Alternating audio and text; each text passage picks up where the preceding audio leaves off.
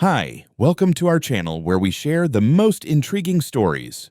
I moved to Montana for peace, built a cabin by the lake, surrounded by forest and silence. But peace has enemies, and hers wore a white pantsuit, carried fake maps, and claimed my land was hers. What started as a neighborly spat became an all-out war, and I came to win. I never thought moving to Montana would be anything other than peaceful. After 20 years working as a surveyor and civil engineer, I'd finally cashed out of the corporate grind and bought a 20-acre stretch of land that touched the north edge of a private lake in Lincoln County. Thick timber behind me, water in front, a seasonal creek down the ridge, and no HOA in sight. Just how I liked it. The property had belonged to a logging family decades back, and it still had the faint footprint of an old cabin my grandfather helped build in the 1950s. I decided to resurrect it. Took me 7 months, but I did it. A compact, sturdy 2-story cabin with a wraparound deck set 30 feet from the tree line and 50 from the water. Every inch of it was mapped, measured, double-checked, professionally and personally. My own GPS gear, my own site plan, all filed with the county and state land offices. If you open the parcel map overlay, my lines lit up crisp and clean. No overlaps, no gray zones. It was as legit as it gets. The last screw went in on a Thursday morning, just before noon. I stood back on the deck with a cup of black coffee, admiring the sun hitting the lake. That sense of completion, real, earned, and rare. But like clockwork, peace has enemies. That enemy showed up the following Wednesday. I was hauling a crate of tools to my truck when I heard a voice sharp enough to split pine bark. "You can't be serious with this thing." I turned toward the ridge near the old trail access and saw her. Late 50s, bleach blonde helmet hair, pressed jeans that hadn't bent since Reagan, and a grimace like she'd stepped in something. In her hand, a manila folder clutched like it contained divine judgment. She didn't bother with introductions. "That cabin," she barked, pointing, "is sitting on my property. You need to pack up whatever this is and get off my land." I blinked. "Excuse me." "You heard me," she snapped. "This whole area down to the creek is part of my parcel. I have a map right here. Bought this land 15 years ago. What you're doing is illegal occupation." I set the crate down slowly. "My name's Nick Barrow. I'm the legal owner of Parcel 46B. Bought it 2 years ago. Surveyed and recorded by both county and state. You're standing on my land, actually." She gave a laugh like gravel hitting a fan blade. "Wrong. I bought my property from Ridgepoint Developments in '09. My deed goes from the access road to the shoreline. That cabin is mine." "You want to step back behind the fence, ma'am? You're trespassing." That sent her off like a Roman candle. She shoved a piece of paper against the fence. Some faded black and white map, no official stamps, just scribbles and highlighter marks. This was drawn by the previous owner, and I have a letter, right here, where he says this slope is reserved for my use. I couldn't help a short laugh. "You're basing a property claim on a letter from someone who no longer owns the land? It's a gentleman's agreement," she shrieked, "and I intend to enforce it." I took a slow breath, stepped closer to the fence, and hit record on my phone. "Ma'am, I'm going to ask you one time. Leave my property. Your claims are unfounded. I have legal documentation, GPS coordinates, filed land titles, and registered plans." She narrowed her eyes like I'd just insulted her ancestors. "Then you'll be hearing from the county. I'll see to it personally that this cabin is demolished, and I'll sue you for back use of my land. You have 48 hours to vacate." She turned on her heel and stormed off, her folder flapping behind her like the tail of a miserable kite. I stood there a moment longer, taking in what just happened. Welcome to Montana, I guess. It took less than a week for the crazy to find me, but I wasn't rattled. I'd dealt with worse disputes in 10 years of commercial boundary work. I knew what this was, a bluff. Still, a bluff can turn dangerous if you don't stomp it early. So I grabbed my laptop, opened the file directory with all my site plans, GPS logs, and legal documents, and got to work preparing a response she wouldn't soon forget. After she stormed off, I didn't waste a second. I've dealt with land disputes before, and I know the difference between a nuisance and a problem. Karen, she was trying her damnedest to be both. First thing I did was print out a hard copy of my official survey, the one I'd signed off on myself, along with 2 other licensed surveyors. It included GPS overlays, coordinate callouts, and high-resolution satellite imagery. I flagged the corners with red ink and attached a copy of my deed and the county-registered parcel description. Then I typed up a formal letter summarizing my legal ownership, the location of the cabin within the boundaries, and the fact that I'd now received threats of forced removal and legal action from a third party claiming interest in my land. I emailed that bundle directly to the Lincoln County Land Records Office, CC'd the Office of the Assessor, and filed a secondary digital record to the Montana State Department of Natural Resources just to cover all bases. I don't play small when people threaten my property. Then I filed a formal incident report with the county sheriff's office. Not a criminal complaint, just a log of the encounter. I included video footage from my phone, photos of the fence line, and a transcript of her exact words. My goal was simple: create a legal trail before she could distort it. That afternoon, I went into town and hired a third-party independent surveyor, Tim Blanchard, a guy with a spotless reputation and zero ties to me. I wanted neutral verification that my data was accurate and unchallengeable. He agreed to head out the following morning to verify my boundaries using RTK GPS and cross-check my corner markers. I also installed 2 new motion-activated trail cameras, one facing the slope toward Karen's house and the other near the trail she used to access my property. I wasn't taking chances. By Friday morning, Tim had completed his pass and confirmed every inch of my boundaries matched the official record. My cabin stood exactly 26 feet inside my southern lot line, not 1 inch over. His report was clean, stamped, and signed by an outside professional. That same day, I received an email from the county assessor's office. Apparently, they had already had communications from a woman named Karen Godfrey, who claimed there had been encroachment on her property by a freestanding illegal structure. Fortunately, the county didn't just take her word. They'd seen the survey records, saw the title match, and politely suggested she submit any evidence she had in writing or drop the matter. Of course, she didn't drop it.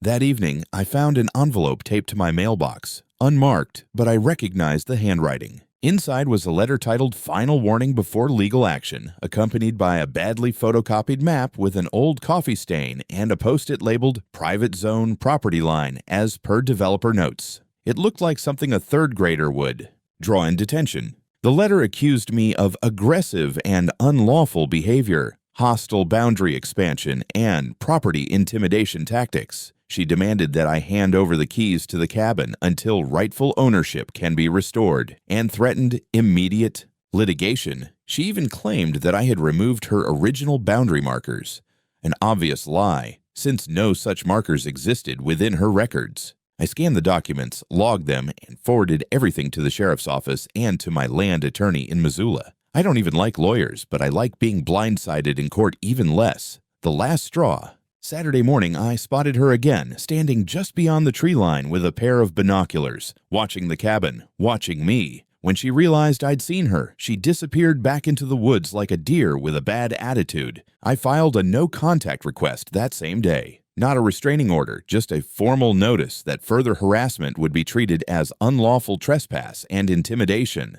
By the end of the week, I had everything documented, submitted, notarized, and logged in triplicate. Karen could scream until her face turned blue, but if she escalated, I'd already built the legal walls 10 feet high. She didn't know who she was messing with, but soon enough, she would. Monday morning rolled in wet and gray, typical for early spring up in the mountains. I had just finished checking the motion-activated cameras, no new Karen sightings, thank God, when I got the call. It was from Caleb Jennings, a senior field officer from the County Land Survey Coordination Unit. Friendly guy. Deep voice, sounded like he lived on black coffee and common sense. "Mr. Barrow," he said, "we received duplicate requests from both you and Ms. Godfrey regarding a potential boundary dispute.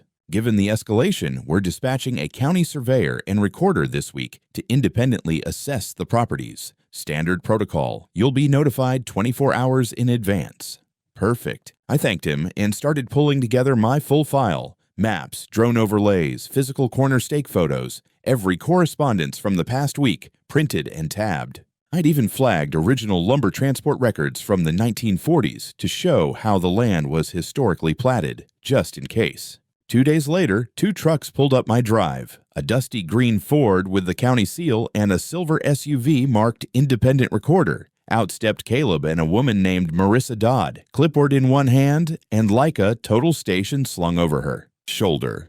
I offered coffee and stepped aside. They didn't need much from me, just access to the southeast quadrant and permission to cross over to the adjacent lot. I warned them Karen might be uninhibited in her behavior, and Caleb chuckled like it wasn't his first rodeo. I watched from a distance while they walked the fence line, marked control points, and pulled GPS coordinates. After a couple of hours, they asked to verify some interior points along the slope between my cabin and Karen's backyard. I walked with them to the boundary line, pointing out the fresh pink flags my surveyor had placed. That's when I saw her. Karen stood barefoot on her deck, wearing a turquoise bathrobe, one hand on her hip, the other clutching a cup of tea like it was her royal scepter. The moment she saw Caleb and Marissa scanning the slope with a laser rangefinder, she charged down her steps. "You can't just come onto my property without a formal notice," she shrieked. "This is an invasion of privacy." "I'll call the sheriff." Caleb calmly held up a laminated permit. "Ms. Godfrey, we're acting under county authority due to a mutual boundary dispute filing. You were notified via mail and email.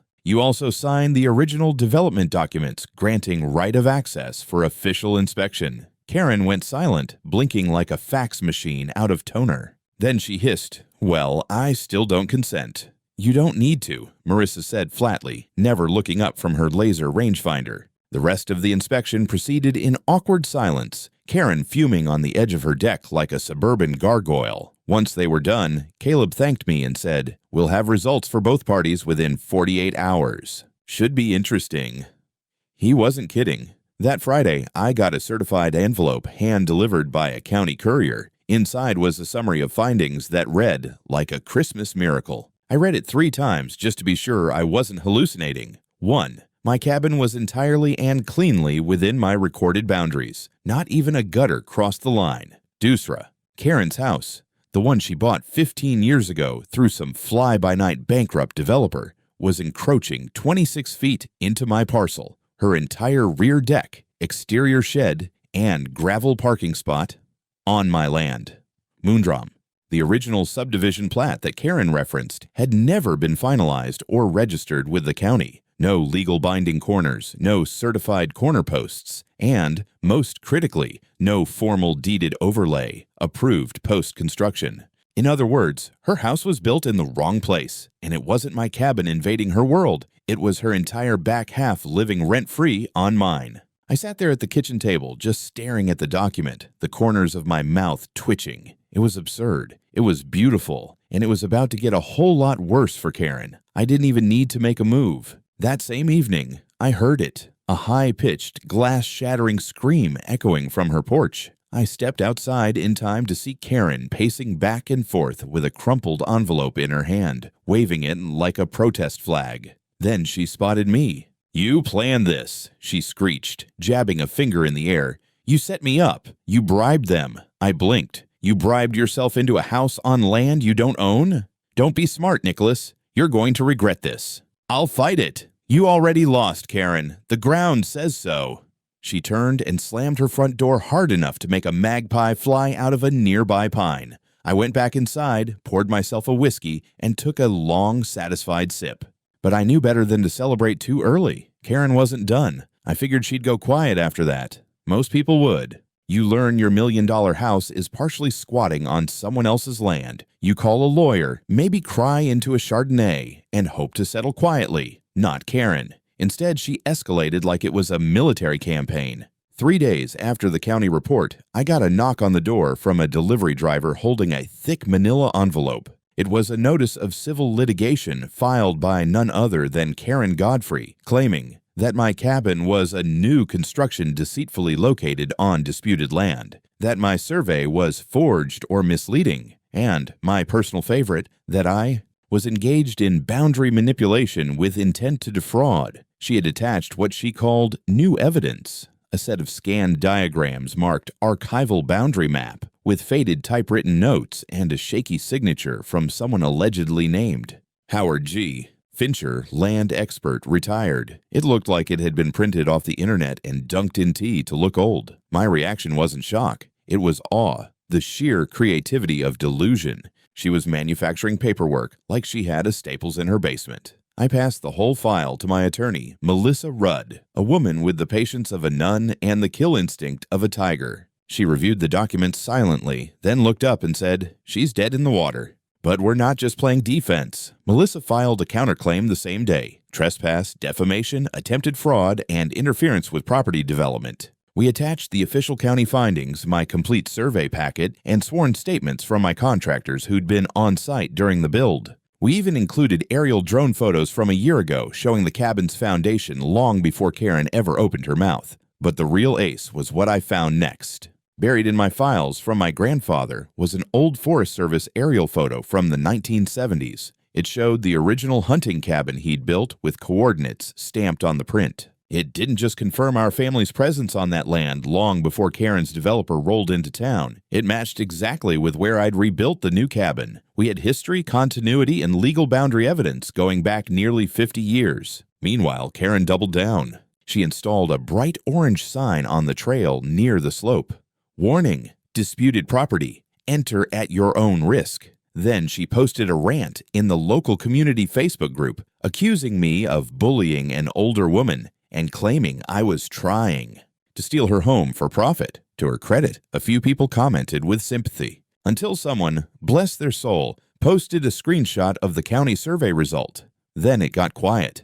The next escalation? She tried to file a request for emergency injunction to stop me from modifying or altering the landscape. A judge threw it out the same afternoon. At this point, it was almost cartoonish. But cartoonish can still be dangerous. Because then came the mailbox incident. One morning, I walked down to collect mail and found my box smashed flat, post twisted sideways, bolts ripped out of the ground. Not just vandalized, obliterated. I checked the footage on my trail cam and saw it clear as day. A red Jeep Cherokee with a bumper sticker that said, "Real Americans Resist."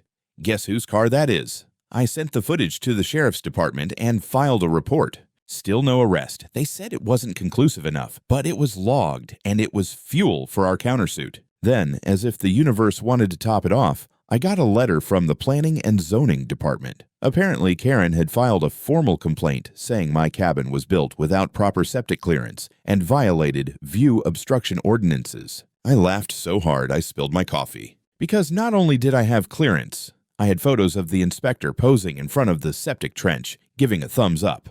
Literal evidence. Smiling. Melissa said, "She's throwing cooked spaghetti at the wall. Let's hit back." She drafted a new motion requesting an injunction to stop Karen from filing further nuisance complaints unless reviewed by a court officer. We included timestamps, photos, the smashed mailbox, the signs, the false reports, the whole circus. But what really tipped the scale? Our forensic analyst, yes, Melissa had a guy, confirmed that Karen's new map had fonts and printing artifacts from modern home printer models, and the signature from her so-called land expert, copied from an online real estate listing from 2 years ago. We now had hard evidence of document forgery. It was time to go nuclear. Court day. The hearing was set for 9 a.m. at the Lincoln County Courthouse. Small building, brick-faced, with too few parking spots, and one perpetually angry bailiff who looked like he moonlighted as a bouncer for a biker bar. I arrived with Melissa at 8:15, dressed in what I call my "I don't want to be here, but I'll win anyway" outfit. Dark jeans, boots, pressed shirt, clean shave. Melissa was in full kill mode. Blazer sharp enough to slice glass, hair tied back, binder under one arm like it was a sword. Karen? She arrived in a white pantsuit that screamed Real Housewives of Kalispell and strutted in like she'd already won a defamation settlement. We were in civil court, not criminal, at least not yet, but the stakes felt real. Her original complaint was laughable, accusing me of building on her land, falsifying records, land aggression. But my counterclaim, now that was the main course: trespass, slander, forgery, attempted fraud, destruction of property, harassment. Judge Miller, mid-60s, thick glasses, zero tolerance for nonsense, took his seat and called the matter. Karen's attorney, some scrawny suit with shoe scuffs and an overconfident drawl, made opening statements about long-standing property confusion, misguided boundary assumptions, and how Miss Godfrey is simply trying to reclaim what has always been hers. Melissa stood, calmly laid down 3 thick binders on the desk, and began to peel him apart. "Your Honor, the defendant's claims are not just unfounded, they are demonstrably false. bordering on malicious. My client, Mr. Barrow, has irrefutable documentation filed with the County Survey Office, the State Land Registry, and the Montana Department of Environmental Quality. We will provide those records, video evidence, third-party surveys, drone imagery, and sworn contractor statements. In addition, we intend to demonstrate a deliberate campaign of harassment and deceit carried out by the plaintiff, including forged documents and physical property damage. Judge Miller raised an eyebrow. You have proof of forgery? Melissa smiled without smiling. Yes, Your Honor, it's extensive. We started with the basics: deed, survey, construction permits, inspection logs, drone images. Then came the star of the show, the forensic report on Karen's map, when the analyst explained that the ink patterns, font type, and page margins matched modern home printer templates and that the signature had been digitally lifted from a real estate brochure. The courtroom went pin-drop silent. Karen, sitting next to her attorney, looked like someone had just canceled Christmas. Then we played video footage of her on my property, screaming threats, pointing fingers, and, best of all, claiming I'd stolen her private slope. The judge's expression slowly curdled like old milk. Karen's team tried to pivot. They argued long-term implied use, suggesting that because she'd believed the slope was hers for 15 years, she had a kind of psychological easement. Melissa stood up like she was waiting for this. There is no such thing as a psychological easement in Montana property law. This isn't a feelings-based jurisdiction. Boom. The judge called a break for lunch, but before we recessed, he said, Ms. Godfrey, I strongly advise you to reconsider your position. This court does not take forgery lightly. After the break, the court reviewed our evidence of the smashed mailbox, the surveillance footage, the false report to zoning, and the slander Karen had posted online. One by one, the pillars of her defense crumbled. Then came the ruling. Judge Miller declared that the plaintiff's claims were baseless. The land in question belonged solely to me. Per current and historic records, the cabin was legal. Karen's attempts to present fabricated documents were being referred for criminal investigation, but that wasn't all. Pending the outcome of the criminal inquiry, the court issued a preliminary property injunction. I was now the recognized legal holder of the 26-foot strip of land beneath part of Karen's house. Her rear deck, her parking area, even part of her foundation, all of it sat squarely on land she didn't own. The judge gave her 60 days to either 1. Remove all structures from my parcel, or 2. Submit an offer to purchase that portion of land at market rate plus legal penalties. If neither was completed, I had the right to seek full acquisition of the structure by adverse encroachment recovery. Basically, I could file for control of her whole damn house. Karen looked like she'd aged 10 years by the time the gavel hit the bench. I walked out of that courtroom with no smile, no swagger, just the kind of stillness you get when someone fires a final shot and knows it hit.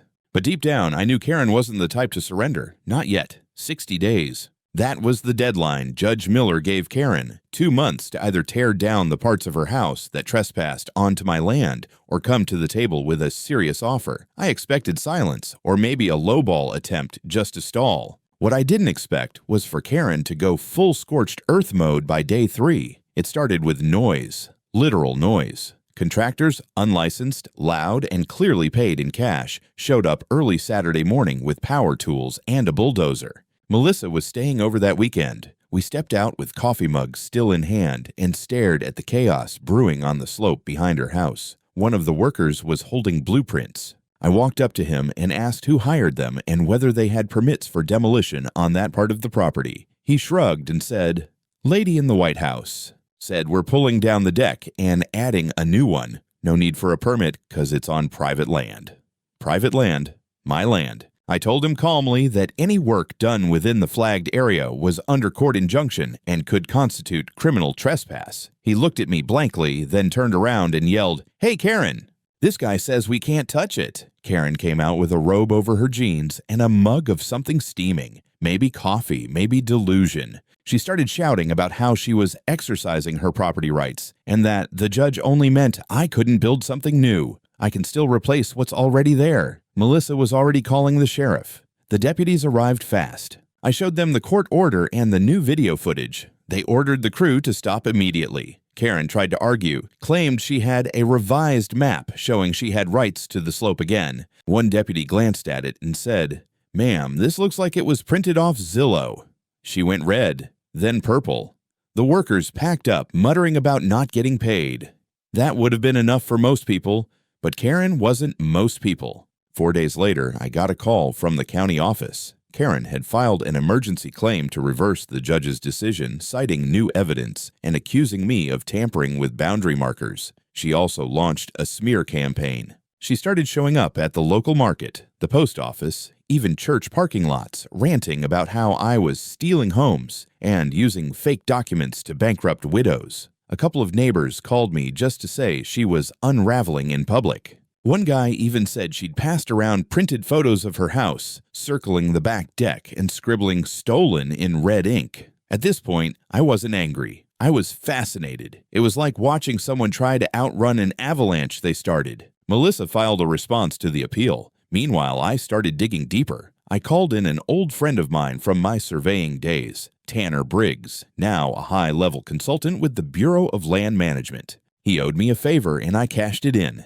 Tanner and I started combing through public records, aerial surveys, even federal timberland maps from before the subdivision was built. What we found wasn't just confirmation, it was a bombshell. Karen's entire parcel had never been fully certified. The development she bought into 15 years ago had only provisional registration due to a court dispute involving water runoff from federal lands, meaning her original deed was conditional pending a final environmental audit that never happened because the developer went bankrupt and dissolved. She didn't just build part of her house on my land. Her entire house might be on unfinalized land, and I own the only properly recorded adjacent plot. That night, I sat on the porch of my cabin looking out at the lake. The sky was black and endless, and all I could think was, she picked the wrong guy to mess with. The next morning, I drove straight to the Lincoln County Records office with a stack of maps, survey logs, and the contact sheet Tanner and I had built overnight. I didn't want theories. I wanted certified proof. The clerk, a soft-spoken woman named Dana, listened patiently as I walked her through what we found. When I showed her the old environmental notice of pending survey, her eyebrows shot up. "Oh, that subdivision," she muttered. "We've had headaches with it for years. You're telling me she never filed the final certs?" I nodded. Dana stepped away, made a call to her supervisor, and 20 minutes later, I was sitting across from the head of the County Land Records Department. He confirmed it. Karen's deed was legally suspended pending final boundary confirmation, which never happened. The bankruptcy of the original developer left several parcels in legal limbo, hers included. But it got better. Turns out the only continuous properly registered tract adjacent to that dead zone was mine. By Montana law, any unclaimed buffer land between registered properties can be petitioned for annexation by the adjacent legal owner, especially when the other party failed to finalize within state-mandated timelines. I filed the petition that same day. When the notice was delivered to Karen, she came storming down my driveway like she owned the gravel. Melissa was out on the porch, and I heard Karen's voice before I even opened the door. "You son of a... You're trying to take my house. You're a predator. This is my home." I stepped outside calmly. "Karen, you built your house on property that was never finalized, and a portion of it is on mine. That's not my fault. That's your negligence." She threw a packet of papers at me, more of those fake maps and affidavits from her so-called archival expert. Melissa picked one up and laughed. "This is a PowerPoint printout." Karen snapped. She charged at me. Not a metaphor, she actually lunged. I sidestepped and she stumbled on the first step of my porch. Melissa had already hit record on her phone. I told Karen to leave immediately. She refused. I called the sheriff. 15 minutes later, 2 deputies arrived. Karen was still pacing in front of my porch, muttering about lawsuits and conspiracies. When they asked her to leave, she screamed, "This is all part of a land grab. He wants to take my life." They escorted her off the property. I filed a restraining order the next morning.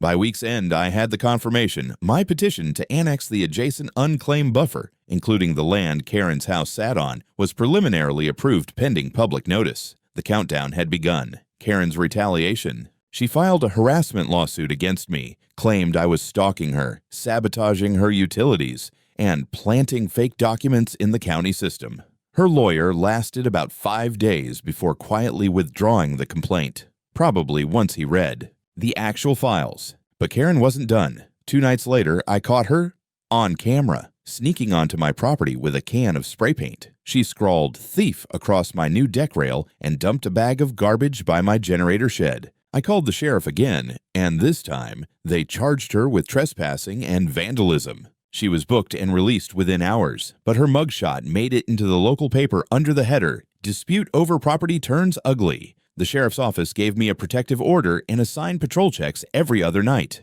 Meanwhile, I sent a letter through my attorney. Karen had 30 days to vacate the portion of her house now falling under my ownership or negotiate a purchase. No response. So I did what any reasonable man would do. I filed a lien on the structure and notified the county of my intention to auction the disputed footprint. It was no longer just a property line issue. This was a demolition countdown. The auction date was set for a Thursday morning in the courthouse lobby. It was a quiet affair, barely a dozen people in attendance, most of them attorneys or county clerks. I wore a blue flannel and jeans. Karen showed up in a white pantsuit, like she was walking into a talk show. She brought a man I assumed was her new lawyer, looked like he had just graduated law school, and already regretted his choice of client. I opened the bid at $1. Karen shrieked, "Objection, this is a scam." The clerk didn't even look up. "Objection noted. Auction proceeds." No one else bid. Why would they? The parcel up for auction included only the footprint of the portion of her house that sat on my land, plus a few feet of buffer. The winning bid, $1, was finalized within 10 minutes. I signed the deed transfer paperwork immediately. That afternoon, my lawyer delivered a certified notice to Karen. She had 15 days to either remove the overhanging structure or submit a purchase offer for the entire encroached parcel at fair market value, which, by our estimate, was over $1 million. $150,000. She never responded. On day 16, I posted "no trespassing" private property signs along the new property line, including on the back of her porch. Karen ripped one down in a rage, not realizing I had a motion-triggered camera mounted to the eave above. She was arrested again. This time, she was charged with violation of a court order, destruction of property, and contempt. At the hearing, the judge, same one from before, asked her bluntly, "Ms. Godfrey, do you deny that your house encroaches on Mr. Barrow's legal property?" Karen sputtered something about maps, conspiracies, and deep surveying fraud. The judge interrupted. "Do you have any certified documentation to support your claims?" She didn't. She was fined, slapped with a new injunction barring her from setting foot on my land under threat of jail, and her prior vandalism charge was formally reopened. My lawyer filed a civil suit for damages, defamation, and emotional distress, and by the time we were done, Karen was staring down over $300,000 in penalties and legal costs. The kicker? Her bank refused to extend her mortgage line due to the legal mess. She missed 2 payments. The house went into pre-foreclosure. I watched from my deck one morning as a real estate agent showed the property to a young couple with 2 golden retrievers. Karen stood on the porch shouting at them to get off her land. It wasn't her land anymore. A month later, I bought it at auction for a fraction of its value. I didn't even celebrate. Just took a walk through the empty house, looked at the cracked foundation where it crossed into my parcel, and smiled. We demolished it in a week, cleared the land, regraded the slope, planted native grass. Where Karen once screamed about her view, now there's just silence and blue sky. I built a small guest cabin in its place. Just 1 story, cedar panels, a screened-in porch. Melissa's family visited that summer and stayed there for 2 weeks. Said it was the most peaceful place they'd ever been. Before we wrapped construction, I mounted a small bronze plaque to a boulder by the path. "This wasn't your land, Karen. It's mine. All of it." Karen, she skipped the state. Rumor has it she's living with a cousin in Nevada trying to sell some RV she doesn't actually own. I couldn't care less. I own 20 acres of legal, uncontested lakefront Montana wilderness, plus 1 extra courtesy of arrogance and fake maps. And every morning, I drink coffee on my porch, look at the shoreline, and smile.